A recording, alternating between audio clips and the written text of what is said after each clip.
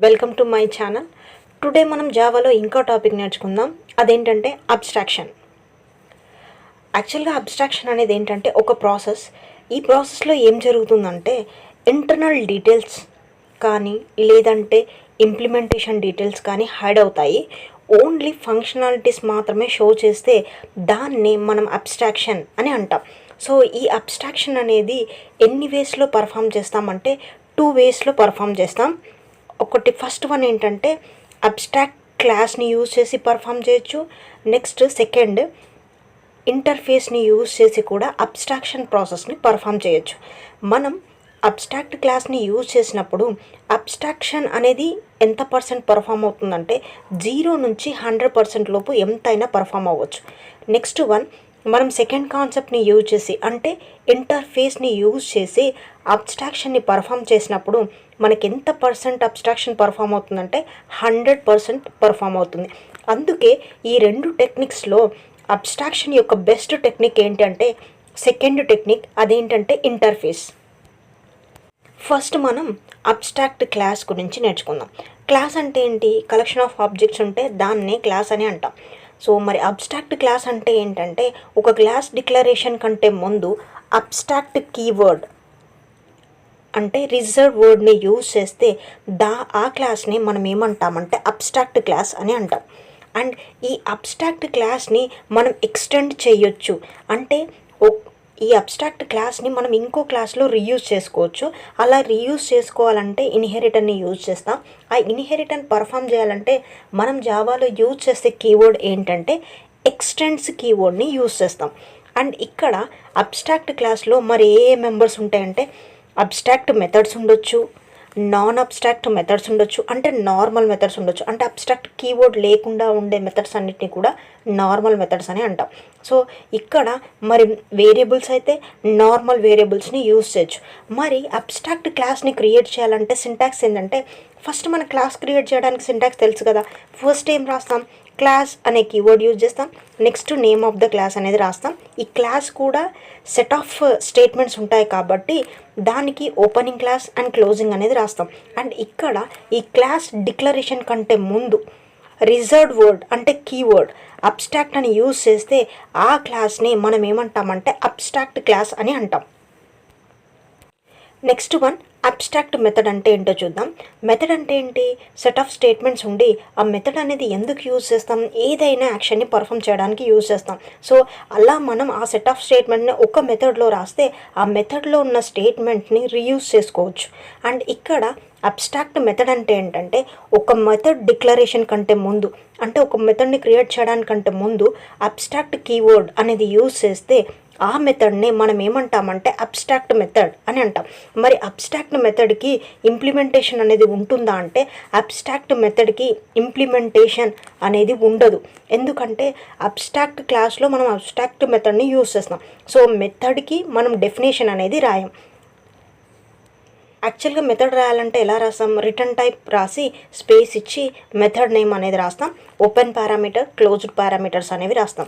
And దీనికి ముందు abstract అనే కీవర్డ్ యూజ్ చేస్తే ఆ మెథడ్నే మనం అబ్స్ట్రాక్ట్ మెథడ్ అని అంటాం. మరి అబ్స్ట్రాక్ట్ మెథడ్కి బాడీ ఆఫ్ ద మెథడ్ అనేది ఉంటుందా అంటే ఉండదు. కాబట్టి ఫైనల్గా మనం ఏం రాయాలంటే సెమీకోలన్తో ఆ మెథడ్ డిక్లరేషన్ అనేది ఎండ్ చేయాలి. Example, right A Java programme for abstract class and abstract method. So ఇక్కడ మనం ప్రోగ్రామ్ దేని గురించి రాస్తున్నామంటే అబ్స్ట్రాక్ట్ క్లాస్ గురించి రాస్తున్నాం. దేనికి అని అంటే అబ్స్ట్రాక్షన్ని పర్ఫామ్ చేయడానికి. సో మనం ఈ ప్రోగ్రామ్ రాయడానికంటే ముందు మనకి ఏం తెలియాలంటే ఒక అబ్స్ట్రాక్ట్ క్లాస్ని మనం ప్రోగ్రాంలో యూజ్ చేయాలి. 2 నార్మల్ క్లాసెస్ని మనం ప్రోగ్రాంలో యూజ్ చేయొచ్చు. నెక్స్ట్ వన్ ఇంకో క్లాస్ని మనం మెయిన్ మెథడ్ రాయడానికి యూజ్ చేస్తాం. సో ఫస్ట్ మనం అబ్స్ట్రాక్ట్ క్లాస్ క్రియేట్ చేయాలి. దాన్ని ఎలా క్రియేట్ చేశానంటే అబ్స్ట్రాక్ట్ స్పేస్ క్లాస్ అని ఇచ్చి షేప్ అనే క్లాస్ నేమ్ ఇచ్చాను. నెక్స్ట్ ఈ అబ్స్ట్రాక్ట్ క్లాస్కి మనం సెట్ ఆఫ్ స్టేట్మెంట్స్ రాయొచ్చు. అంటే ఓపెనింగ్ బ్రేస్, క్లోజింగ్ బ్రేస్ అనేది రాయాలి. మరి అబ్స్ట్రాక్ట్ క్లాస్ యొక్క మెంబర్స్ ఏంటంటే నార్మల్ మెథడ్స్ ఉండొచ్చు అండ్ అబ్స్ట్రాక్ట్ మెథడ్స్ ఉండొచ్చు, నార్మల్ వేరియబుల్స్ ఉండొచ్చు. కానీ మనం మన ప్రోగ్రాంలో రాయాల్సిన మెథడ్ ఏంటంటే అబ్స్ట్రాక్ట్ మెథడ్ని రాయాలి. సో అప్పుడు అబ్స్ట్రాక్ట్ మెథడ్ని ఎలా రాస్తున్నాను అంటే అబ్స్ట్రాక్ట్ స్పేస్ వాయిడ్ షో అని ఇచ్చాను. ఇక్కడ దీనికి ఇంప్లిమెంటేషన్ అనేది ఉండదు. సో దాన్ని ఎండ్ చేస్తున్నాను. అండ్ నార్మల్ క్లాస్ తీసుకున్నాను, అది రెక్టాంగిల్ అని. నెక్స్ట్ మనం ఏ క్లాస్ని ఎక్స్టెండ్ చేస్తున్నామంటే షేప్ క్లాస్ని ఎక్స్టెండ్ చేస్తున్నాం. అంటే దాని మీనింగ్ ఏంటి, షేప్ క్లాస్లో ఉన్న ప్రాపర్టీస్ మెథడ్స్ అన్నిటినీ కూడా మనం రెక్టాంగిల్ క్లాస్లో యూజ్ చేయొచ్చు. షేప్లో ఉన్న మెథడ్ ఏంటి, అబ్స్ట్రాక్ట్ మెథడ్, అదేంటంటే షో మెథడ్. ఆ షో మెథడ్కి మనం ఇందులో డెఫినేషన్ అనేది రాయొచ్చు. షో మెథడ్ రాయాలి, పబ్లిక్ వాయిడ్ షో అని. సో ఆ మెథడ్కి మనం ఇందులో డెఫినేషన్ రాయాలి, అంటే ఓపెనింగ్ బ్రేస్ క్లోజింగ్ బ్రేస్ అనేది ఉండాలి. నేను ఇందులో ఒక మెసేజ్ ప్రింట్ చేయాలనుకుంటున్నాను, రెక్టాంగిల్ అని. సో system.out.println అండ్ డబుల్ కోడ్లో రెక్టాంగిల్ అని ఇస్తాను. నెక్స్ట్ ఆ మెథడ్ని క్లోజ్ చేస్తాను, ఆ క్లాస్ని కూడా క్లోజ్ చేస్తాను. నెక్స్ట్ ఇంకో నార్మల్ క్లాస్ తీసుకున్నాను, ఆ క్లాస్ నేమ్ ఏంటంటే సర్కిల్.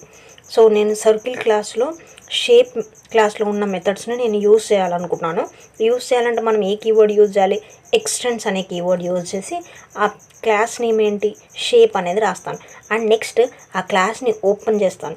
నెక్స్ట్ ఆ క్లాస్లో నేను ఏ మెథడ్ రాయాలి, షో అనే మెథడ్ రాయాలి. అండ్ ఇక్కడ మనం మెథడ్ రాసేటప్పుడు నార్మల్ క్లాస్లో మనం షో మెథడ్కి అబ్స్ట్రాక్ట్ అనే కీవర్డ్ యూజ్ చేయొద్దు. అండ్ ఇక్కడ ఆ మెథడ్ని రాసిన తర్వాత అందులో నేను ఒక మెసేజ్ ప్రింట్ చేయాలనుకుంటున్నాను, సర్కిల్ అని. సో దాన్ని ఎలా రాస్తాను, system.out.println సర్కిల్ అని రాస్తాను. ఆ మెథడ్ని క్లోజ్ చేస్తాను, ఆ క్లాస్ని కూడా క్లోజ్ చేస్తాను. నెక్స్ట్ వన్, ఈ ప్రోగ్రామ్ అనేది ఎగ్జిక్యూట్ అవ్వాలంటే మనం మెయిన్ మెథడ్ అనేది యూజ్ చేయాలి. సో మెయిన్ మెథడ్ని రాయడానికి నేను ఇంకో క్లాస్ తీసుకున్నాను, అదేంటంటే టెస్ట్ అని. సో ఆ క్లాస్ని ఓపెన్ చేస్తాను. నెక్స్ట్ వన్ మెయిన్ మెథడ్ని రాస్తాను, మెయిన్ మెథడ్ని కూడా ఓపెన్ చేస్తాను. అప్పుడు పేరెంట్ క్లాస్ ఏంటి, షేప్ స్పేస్ అని ఇచ్చి ఆబ్జెక్ట్ రాసి ఈక్వల్ టు అని రాసి న్యూ ఆపరేటర్ యూజ్ చేసి నెక్స్ట్ నేను రెక్టాంగిల్ క్లాస్కి ఆబ్జెక్ట్ క్రియేట్ చేయాలనుకుంటున్నానా, సర్కిల్ క్లాస్కి ఆబ్జెక్ట్ క్రియేట్ చేయాలనుకుంటున్నానా అనేది మన మీద డిపెండ్ అయి ఉంటుంది. నేను సర్కిల్ క్లాస్కి ఆబ్జెక్ట్ క్రియేట్ చేయాలనుకుంటున్నా, అప్పుడు నేను ఏ క్లాస్ కన్స్ట్రక్టర్ ఇవ్వాలంటే సర్కిల్ అని ఇవ్వాలి.